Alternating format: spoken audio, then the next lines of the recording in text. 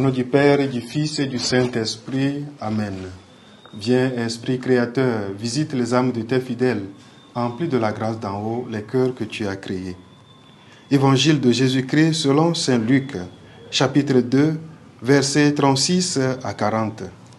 En ce temps-là, quand les parents de Jésus vinrent le présenter au temple, il y avait aussi une femme, prophète, Anne, fille de Phanuel, de la tribu d'Azer. Elle était très avancée en âge.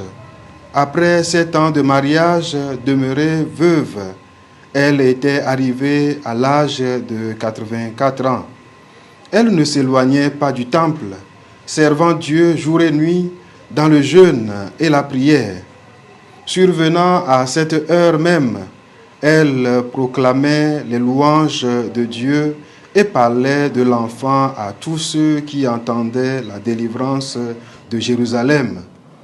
Lorsqu'ils eurent achevé tout ce que prescrivait la loi du Seigneur, ils retournèrent en Galilée, dans leur ville, à Nazareth. L'enfant, lui, grandissait et se fortifiait, rempli de sagesse, et la grâce de Dieu était sur lui. Acclamons la parole de Dieu. Frères et sœurs bien-aimés dans le Seigneur, l'évangile de ce jour nous invite à contempler la fidélité de cette femme, Anne.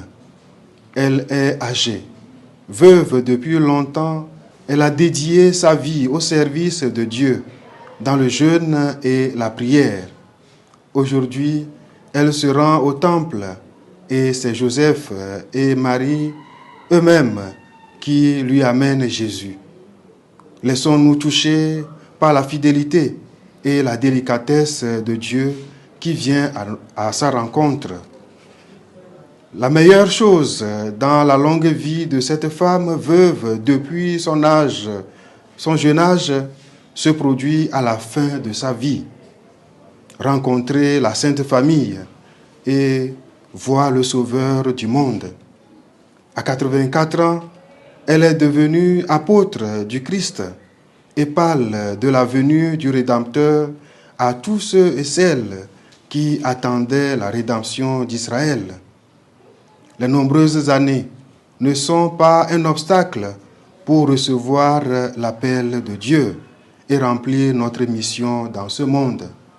Ouvrons notre cœur au Seigneur qui nous appelle chaque jour, à chaque moment de notre vie. Que le Saint-Esprit nous fortifie dans nos épreuves et illumine nos pensées par sa sagesse, afin que nous puissions profiter des grâces abondantes que nous recevons du Seigneur.